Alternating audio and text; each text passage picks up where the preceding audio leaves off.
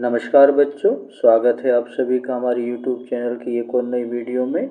आज का हमारा टॉपिक मंथली टेस्ट कक्षा 9वीं विषय गणित का जुलाई माह का यहाँ हम टेस्ट देखने वाले हैं, जो वर्ष 2025-26 का है। और यहाँ हम कक्षा 9वीं का जो टेस्ट है वो एंडलाइन के रूप में यहाँ हम देखेंगे। जो ब्रिज कोर्स संचालित है उसका एंडलाइन टेस्ट यहाँ हम सॉल्व करने का प्रयास करेंगे। बिना कुछ देरी किए हुए हम अपने टॉपिक की ओर बढ़ते हैं। टॉपिक में जाने से पहले यदि आपने हमारा चैनल सब्सक्राइब नहीं किया है उसे सब्सक्राइब अवश्य करें। चलिए हम बढ़ते हैं अपने टॉपिक पर। यहाँ पर स्क्रीन पर आप देख रहे हैं एंडलाइन टेस्ट 2025-26 का विषय गणित है। ये कक्षा 9th का टेस्ट है। चलिए हम बढ़ते हैं अपने टॉपिक की ओर। यहाँ पर जो पहला क्वेश्चन दिया हुआ है उसमें लिखा है खाली बॉक्स में सही संख्या लिखें। तो यहाँ पर हमें गुणा करना है। तो यहाँ देख रहे हैं हम 276 है, जिसमें हमें गुणा करना है 45 का। तो यहाँ गुणा करने के लिए हम पहले इकाई के अंक से गुणा करते हैं। तो 5 का 30 का 0 हासिल 3, 5 सत्ते 35 और 3 38 का 8 हासिल 3, 5 दूनी 10 और 3 13। यहाँ दहाई के अंक से करेंगे तो 0 लगा देते हैं। 8 6 24 का 4 हासिल यहाँ हो जाएगा 2, 4 सत्ते 28 और 2 30 का 0 हासिल 3, 4 दूनी 8 और 3 11। इस तरह से हम योग करेंगे तो ये हो जाएगा 0, 12 का 2 हासिल 1, ये हो जाएगा 4, ये हो जाएगा 2, ये हो जाएगा 1, अर्थात आ जाएगा 12,420। तो यहाँ हम लिख देंगे 12,420। ये हमारा आंसर हो जाएगा। पर दिया गया है दूसरा प्रश्न है, दिए गए प्रश्न को हल करके बॉक्स में उत्तर लिखें। तो इसमें हमें भाग करना है। तो भाग की प्रोसेस को भी हम यहाँ पर करके देखते हैं। यहाँ पर लिखा हुआ है 664 में हमें भाग देना है 18 का। तो 18 दूनी 36, 18 तीय 54, अर्थात ये 3 बार गया। यहाँ 54 आ जाएगा। माइनस करेंगे तो यहाँ बचेगा 2, यहाँ बचेगा 1, उतार के लेके आएंगे 4, ये हो जाएगा 124। 18 पंचे 90, 18 छिक्का 108। तो ये आ जाएगा 6 बार, ये आ जाएगा 108। माइनस करेंगे तो ये आ जाएगा 14 में से 8 गए तो बचे 6, ये बचा 1, ये बचा 0, अर्थात जो शेष फल है वो यहाँ हो जाएगा 16 और भागफल यहाँ आ जाएगा 36। ये हमारा आंसर हो जाएगा। चलिए हम अगले प्रश्न की ओर बढ़ते हैं।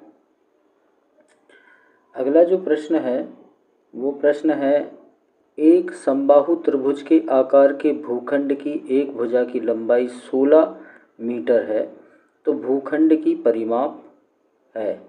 तो यहाँ जो त्रिभुजाकार है और समबाहु त्रिभुजाकार है, तो यहाँ पर त्रिभुज जिसकी तीनों भुजाएं समान हैं, ये 16 है, ये 16 है और ये 16 है, अर्थात 16 से 3 का मल्टीप्लाई करेंगे, गुणा करेंगे तो 16 तिया 48, अर्थात इसकी जो परिमाप होगी वो 48 मीटर होगी, क्योंकि 3 गुणित भुजा इसका फार्मूला होता है। चलिए आगे बढ़ते हैं अगले प्रश्न की ओर।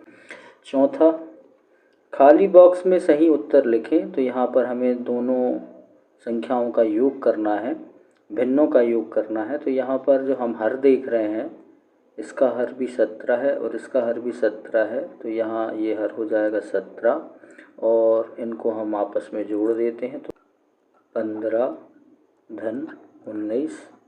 तो इसे जब हम जोड़ते हैं तो ये हो जाएगा 9 और 5 14 का 4, 34, 34 बटे 17, अर्थात 17 से हम इसे भाग देंगे। 17 एकम 17, 17 दूनी 34। तो इसका आंसर हम लिख सकते हैं 34 बटा 17 या फिर 2 इसका आंसर होगा। इस तरह हम इसे हल करेंगे। अगले प्रश्न की ओर बढ़ते हैं।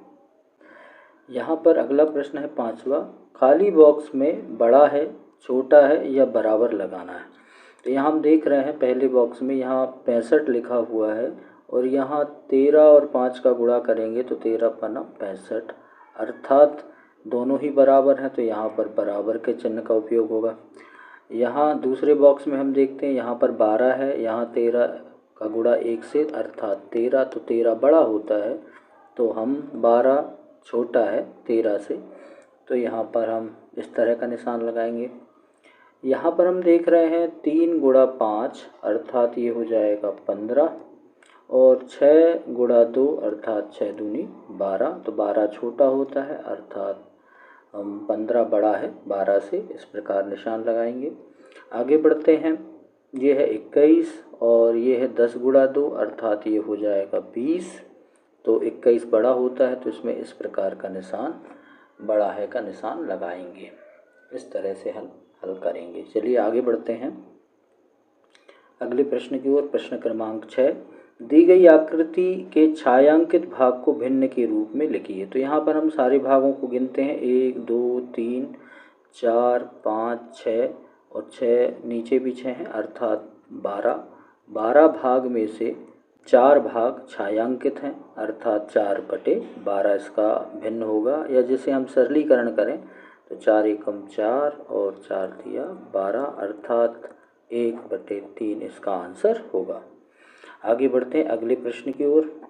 अनामिका ने एक दुकान से 245 रुपये का सामान खरीदा और दुकानदार को 500 रुपये का नोट दिया। दुकानदार अनामिका को कितने रुपए लौटाएगा। तो इसके लिए हमें चूँकि खर्च हुआ है तो घटाना होगा, तो हम घटा देते हैं।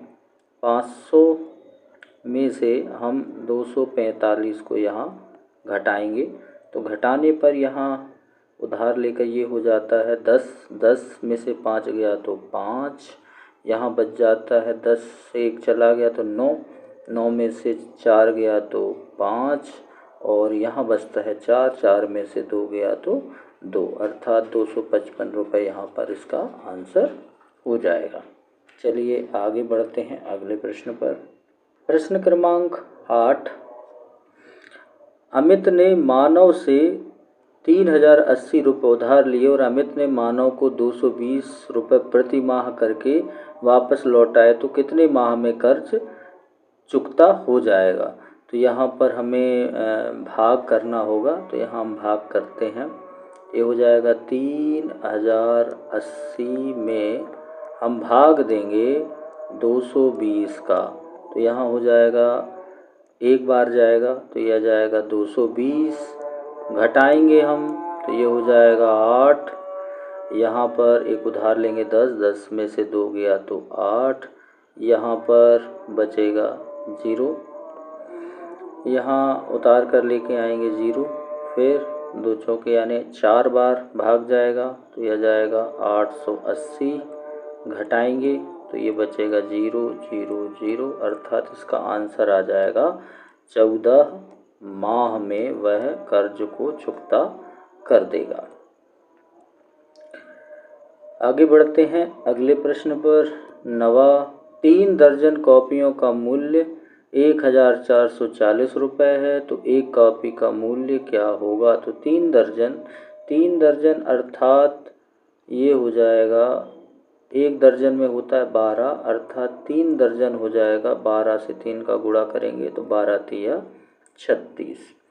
अब 36 कॉपियों का मूल्य जो है वो 1440 है अर्थात इसे हमें 1440 में भाग देना होगा 36 का, तो 36 का हम भाग दे देते हैं, तो ये भाग 4 बार जाएगा, 4 6 24 का 4 हासिल 2, ये हो जाएगा 4 तिया 12 और 2 14 अर्थात माइनस करेंगे तो ये 0 ये 0 ये 0 उतार कर लेकर आएंगे 0, तो ये हो जाएगा 0 अर्थात एक कॉपी का मूल्य हो जाएगा 40 रुपये। तो यहाँ हम आंसर में लिख देंगे एक कॉपी का मूल्य जो है वो हो जाएगा 40 रुपये। ये आंसर हो जाएगा। अगले प्रश्न की ओर, प्रश्न क्रमांक 10, खाली बॉक्स में सही उत्तर लिखिए। तो यहाँ पर जोड़ घटाना है, तो यहाँ पर हम करते जाते हैं क्रम से। 9 और 13 का हम योग करेंगे तो ये हो जाएगा 22, ऋण हो जाएगा 16 और धन हो जाएगा 8 और ये माइनस हो जाएगा 13।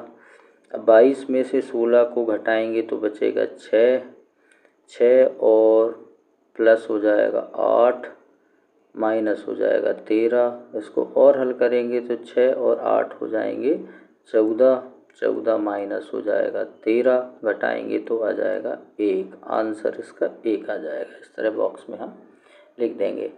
प्रश्न क्रमांक 11, एक समकोण की माप होती है। तो समकोण की जो माप होती है वो 90 अंश के बराबर होती है। ये आंसर हो जाएगा। चलिए अगले प्रश्न पर आते हैं। प्रश्न क्रमांक 12 है, एक विद्यालय में गणतंत्र दिवस के अवसर पर 645 विद्यार्थी उपस्थित थे। यदि एक दिन शिक्षक द्वारा प्रत्येक विद्यार्थी को 4 लड्डू वितरित की तो बताइए शिक्षकों ने विद्यार्थियों को कुल कितने लड्डू वितरित किए। तो यहाँ पर हमें गुणा करना होगा। तो यहाँ 645 में गुणा करेंगे हम प्रत्येक विद्यार्थी को 4, अर्थात 4 का गुणा करेंगे। 4 पंजे 20, यह जाएगा हासिल 2, 4 चौके 16 और 2 18 की 8, हासिल हो जाएगा 1, 4 6 24 और 1 हो जाएगा 25, अर्थात 2580 लड्डू जो हैं वो वितरित होंगे। अगला प्रश्न है प्रश्न क्रमांक 13, दी गई आकृति में 3/4 भाग को छायांकित कीजिए। तो इसमें जो आकृति इसमें 3/4 भाग को छायांकित करना है। पहले हम भाग को गिन लेते हैं। 1 2 3 4 5 6 7 8, अर्थात इसमें भाग हैं 8, तो टोटल भाग 8 हैं। और यहाँ पर जो कहा गया है वो है 4 और 4 ऊपर है अंश 3, तो 4 में से 3 अर्थात 8 में से 6 भाग हम छायांकित करेंगे। तो यहाँ 6 भाग को हम छायांकित करते हैं। तो यहाँ देखते हैं ये 4 भाग छायांकित हो जाते हैं इस प्रकार ऊपर के। अब यहाँ से 2 भाग और ले लेते हैं। तो इस तरह ये 3/4 भाग छायांकित हो जाएंगे। ये हमारा आंसर हो जाएगा। चलिए 14 पर चलते हैं। खाली बॉक्स में सही उत्तर लिखें। तो यहाँ पर हमें गुणा करना है। 0.85 में हमें गुणा करना है 0.24 का। तो यहाँ पहले 4 का गुणा कर लेते हैं। 4 पंजे 20, 0 हासिल 2, 4 8 32 और 2 हो जाएगा 34। फिर उसके बाद हम 2 से और गुणा कर लेते हैं। तो यहाँ 0 लगा करके 2 पंजे 10 का 0 हासिल 1, 2 8 16 और 1 17 हो जाएगा। बाद में इनको जोड़ देते हैं तो ये हो जाएगा 0, ये हो जाएगा 4, ये हो जाएगा 7 3 10 का 0 हासिल 1, ये हो जाएगा 2040, अर्थात यहाँ जाएगा 2040 आ जाएगा। लेकिन 0.4 अंक पहले लग जाएगा तो यहाँ दशमलव लग जाएगा। ये आंसर हो जाएगा 0.2040। ये हमारा आंसर होगा। आगे के प्रश्नों को हल करने के लिए हम नेक्स्ट वीडियो में मिलते हैं। तब तक के लिए धन्यवाद।